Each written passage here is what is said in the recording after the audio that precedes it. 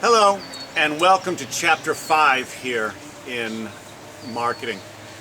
Chapter 5 is all about consumer behavior, as well as the B2B buying decision, as well as the consumer decision process. This is going to be done in two parts. In the first part, we're going to talk about what influences consumer behavior.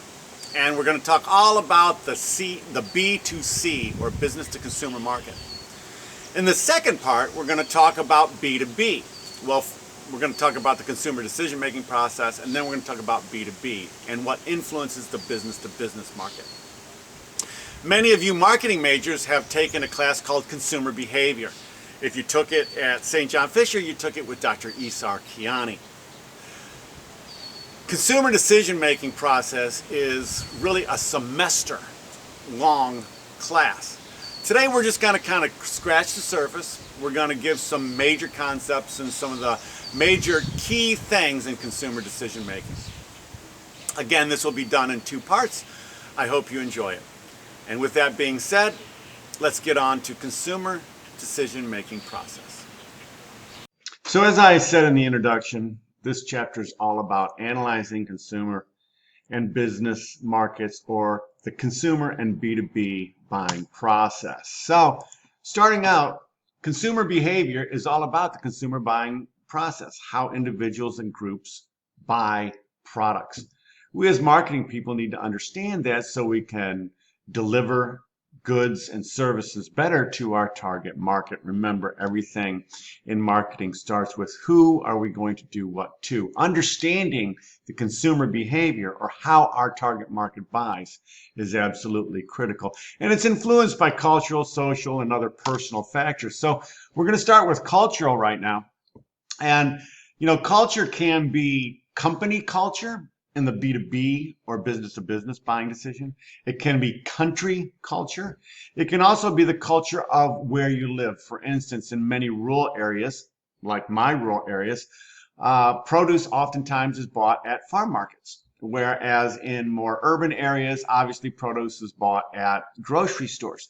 So different areas of the country, rural areas versus urban areas versus suburban areas, have different cultures, and those cultures affect how people buy, where people buy, and what people buy. And then, of course, you have subcultures, which are those people with like hobbies. There's subculture of this people skiing. There's a skiing subculture, boating subculture, all those types of things. And then finally, social classes also has a huge influence in the way people buy. Reference groups are those people that you refer to. Your reference groups are people that you hang out with, the people that you value their opinions. Cliques are your friends, your immediate friends, the people that you really do a lot of things with. You got family, which also influences consumer behavior, and finally roles and status. Reference groups, though, are one of the key things. You've got reference groups that are both primary reference groups and secondary reference groups.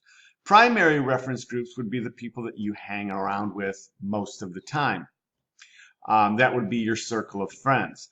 Secondary reference groups would be, say, students at St. John Fisher, or people in your company. Not necessarily your close friends, but people you refer to, people that you interact with, people that you are social with, even though they're not your closest friends. So your primary reference groups are the people that are closest to you, what I would call your inner circle friends. Secondary are those people that you are immediately available to, but not what I would call your circle of friends.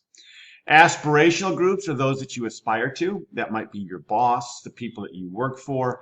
Aspirational groups could be a sports figure for you, or an actor for you, or a musician, or somebody who is in the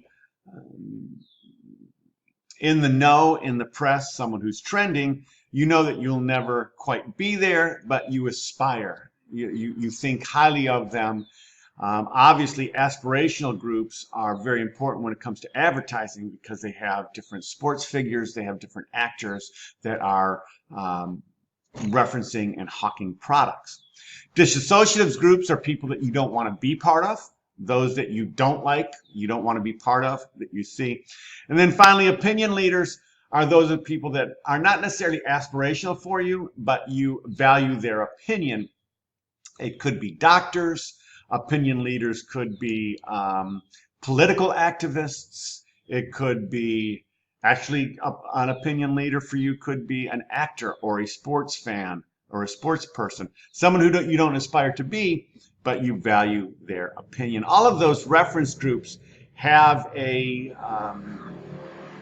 say or an influence in how you spend and what you spend. The number one, however, though, is family. Family and the way you've been brought up really tends to shape your buying decisions, your buying habits, how you spend money, whether you're more conservative in the way you spend money, whether you're more lucrative in the way you spend money, and those types of things. So family orientation really is a huge, huge influence on how we buy products. So other things that beyond your aspirational and your reference groups and those types of things, other things that influence consumer behavior really is your personal factors, your age, your stage in your life cycle, etc. Generally speaking, stage in my life cycle, I have children in school, I have children in college, so I am more conservative with my money. I might be saving for retirement in my particular stage in my life cycle. Whereas you guys, generally speaking, because you're Zs and millennials, and this is more undergraduate than graduate, but because you're Zs and millennials, you might not be thinking about saving for lifestyle. Right now, you might be building your personal wealth. You might be looking at personal status, buying different cars for your personal status. You might be spending a lot of money on clothes and other things like that because of your reference groups, whereas as you get older in life, you're not. Your occupation, obviously, and your economic circumstances are going to dictate how much you spend and what you spend on, whether you're spending luxury items, whether you're getting more consumer. Your values, your attitude, and your lifestyles, your vows have a big influence on that. Your personality, your concept of your own self, and then, of course, values, lifestyle, and values all influence how you're going to buy. Which goes back to my first point, and I want everybody to understand this point with marketing. Marketing is all about your target market. So if you're selling a luxury product, obviously you're going to target those people that are in those stages of their life cycle, their occupation, their personality and self-concept, who would be more apt to pay for those. If in fact you're more towards the lower end, the same thing. So basically, based on what you're selling, and who you're selling it to, but mostly who you're selling it to, you're going to target those people for a particular pricing, product, service, advertising strategy, as well as distribution strategy. That's why target market is so important in marketing. So key psychological processes, your motivation, your perception, your learning, your emotions, your memory, all those types of things. We're going to talk about that right now. Let's start with motivation. A need becomes a motive when it's aroused. So your motivation might be aroused by where you want to be in life. Your motivation might be aroused by a social status. You want to fit in to a social status. Motivation might be aroused by your peers or your reference group saying, I want to be like them. I want to fit in like them. Motivation might be aspirational. For your aspirational group, you're motivated by you want to be, people say dress for success. So you're motivated in the clothes that you buy because you aspire to be higher in the organization. All of those types of things are part of motivation. So you've got Freud's theory, which is behavior is divided by subconscious motivation, and a big part of that subconscious motivation is sex and sexual desire. You've got Maslow's hierarchy of needs, which we've all heard about 16 ways from Sunday in just about every class we've taken in high school as well as college. You can't swing, you can't swing your arms in academia without hitting Maslow's hierarchy of needs. All the motivational theories really are based upon Abraham Maslow. And then finally, let me move myself out of the way here so you can see this. Herzberg's two-factor theory, which is behaviors guided by dissatisfiers and satisfiers. A dissatisfier means that you wouldn't work there. A satisfier means that it has to be present for you, or you also wouldn't work there. So this isn't an organizational behavior class. This is a marketing class, and we're talking about consumer behavior, so I don't want to get too deep into all of those types of things. So back to it, other key psychological processes is your perception, the perception of how you see yourself, how you see others. We select, we interpret, we analyze, and then we process in our brain, and that is perception. Your perception of yourself, your perception of others, your perception of how others see yourself is going to guide your buying decision. So you have selective attention, selective distortion, and selective retention when it comes to perception. Selective attention is seeing what you want to see. Oftentimes you see yourself the way you want to see yourself. Selective distortion is distorting the truth or distorting the way things are based on how you want to see them. And then selective retention, as we know, is remembering what we want to remember. You guys have significant selective retention when it comes to lectures and these particular video lectures. And then finally, learning influences, changes our behavior. We are brought up the way we are brought up, and then we continue to learn. We learn from our peers. We learn from our aspirants. We learn from our family. We learn from our bosses. We learn from a lot of people, and that drives the way we are motivated to purchase different consumer goods and consumer services. And then finally, emotions.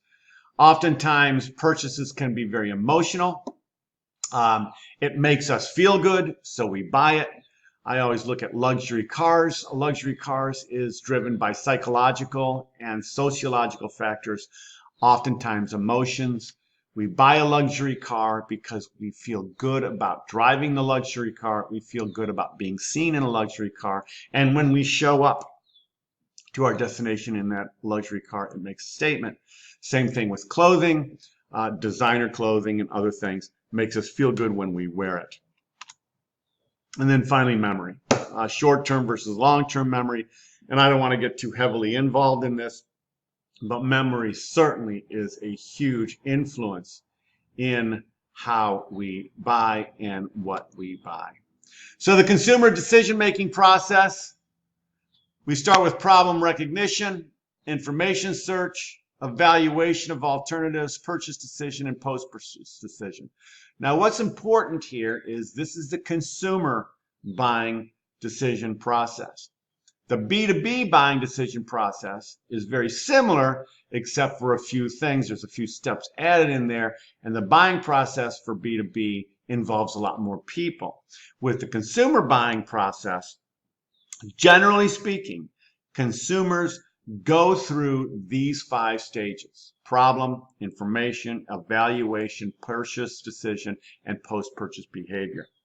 And with that, I think now's a good time to break for part 1. I will be back with part 2 in just 1 second.